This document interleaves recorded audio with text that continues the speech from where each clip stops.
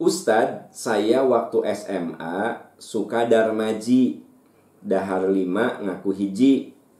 Nah sekarang yang tukang gorengan deket sekolah itu udah meninggal. Gimana bayarnya dan gimana ngitungnya?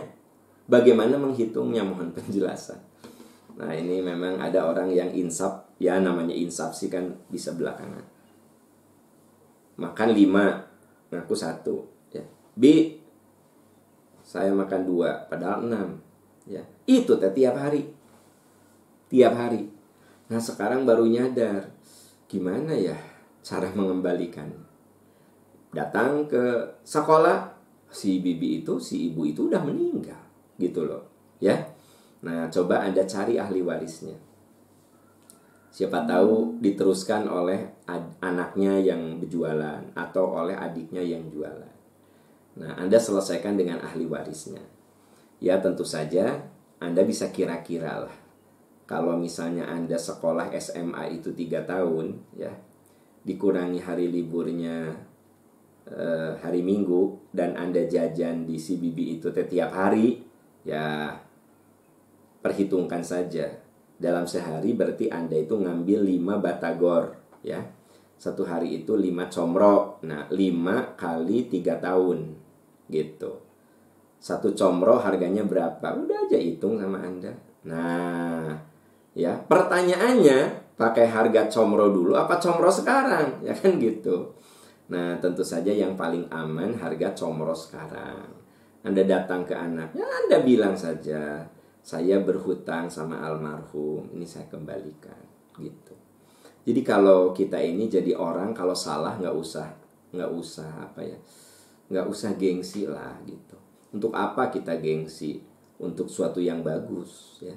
Kita ini nggak boleh malu untuk sesuatu yang benar, nggak boleh malu untuk sesuatu yang diridhoi Allah gitu. Ada orang yang ayah ke masjid tuh, malu ayah mah ke masjid.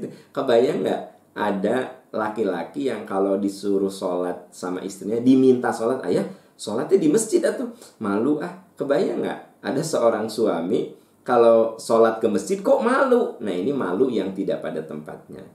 Ngaku saya pernah berhutang, ya kan bukan hal yang aib. Bilang ke anaknya, saya berhutang sama almarhum, hutang saya perkirakan segini, gitu. Ternyata keluarga almarhum juga nggak ada. Gimana tuh?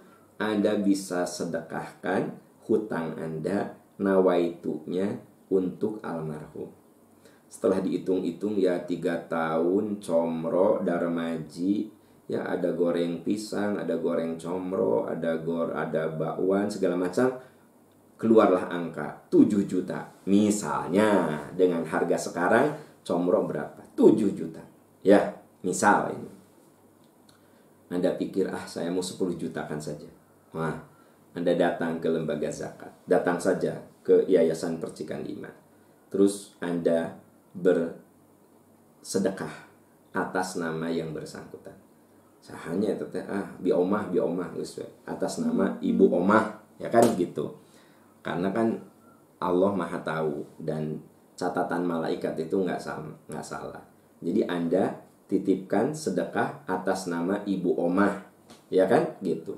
Ibu omahnya udah wafat ya, dan Anda tidak bisa menemukan keluarganya. Udahlah nih, saya sedekah atas nama ibu omah sebagai bentuk iktikad baik saya membayar hutang-hutang. Itu aja solusinya ya. Jadi jangan gini, juga si ibu omah ngahalalkeun lah juga nama ngahampura lah, nggak boleh begitu. Jangan suka bikin jawaban sendiri. Mendingan kita action. Ini iktikad saya itu benar, mewujudkan saya ingin membayar hutang-hutang saya waktu SMA. Nah SMA nanti tahun 80, kebayang tuh ya, tahun 80 sampai sekarang ya 40 tahun, bayangkan ya. Nah waktu sekolah tahun 80 eta gorengan si bu omah teh ku Anda teh digerogoti gitu. Nah sok di antara Anda yang punya kelakuan kayak gini, selesaikan sebelum kita mati. Selesaikan saja. Karena hubungan antar manusia itu harus diselesaikan antar manusia, gitu loh ya. Kalau saya tidak pernah sholat, saya tidak pernah puasa, gampang, saya mohon ampun, ya Allah ampuni saya. maafkan saya, bimbing saya untuk tidak mengulangi lagi. Langsung ke Allah. Kapan? Kapan saja. Tapi kalau kaitannya dengan orang kan kudu diselesaikan dengan orang. Ya, ada orang yang udah korupsi, yang nggak bisa. Ya Allah ampuni dosa saya korupsi, ampuni. Balikin itu duitnya. Tapi Pak Am nggak mungkin lah balikin ke negara. Balikin ke rakyat. Gunakan kayak untuk bikin posyandu, kayak.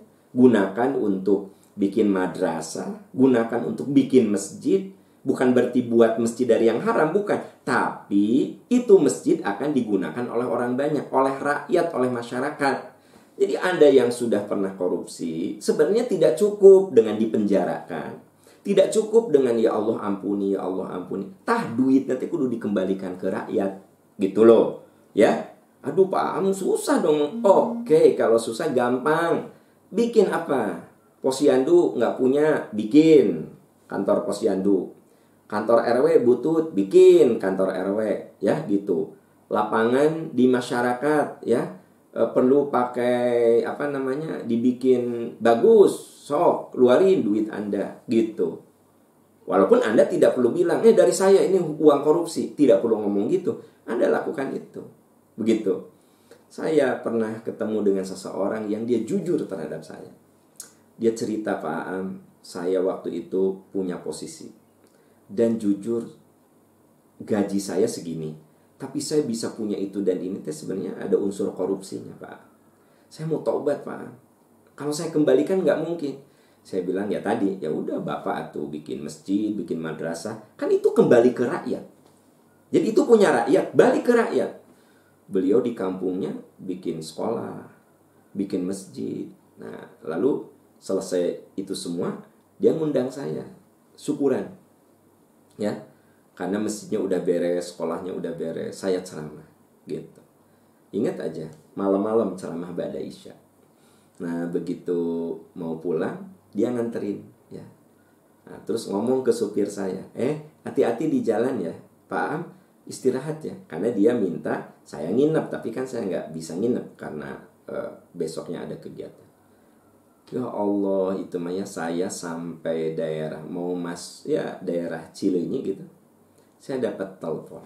Ternyata beliau meninggal serangan jantung. Tapi saya bilang luar biasa. Dia sudah bertobat. Dia kembalikan duit hasil korupsinya itu dengan membangun masjid, membangun sekolah. Dan dia bilang, seluruh ini saya yakin itu bukan dari keringat saya, Pak. Bukan. Saya tahulah mana yang keringat saya dan mana yang bukan keringat saya. Begitu. Pak, dia bilang, doakan ya Allah menerima pertobatan saya. Gitu. Ingat aja. Saya karena dia curhat sama saya gitu. Nah, menurut saya ini orang yang ditolong Allah. Kenapa? Karena dia bertobatnya benar. Dia kembalikan itu ke rakyat. Karena dia bilang, saya jujurlah, saya tahu mana duit saya yang halal dan mana yang tidak halal. Berapa sih gaji saya bisa hitung. Berapa sih jabatan saya yang halal dari jabatan saya mana, saya tahu gitu loh. Kalau tiba-tiba saya punya bermiliar-miliar, ya saya tahu ini bukan uang dari keringat saya. Wah, langsung digunakan untuk itu. Nah, teman-teman, ini bukti orang yang tobatnya benar gitu. Ini tobat kepada manusia nggak gampang loh. Kalau tobat kepada Allah tuh gampang. Tapi kalau kepada manusia, ya kudu diselesaikan. Anda ngambil handphone saya.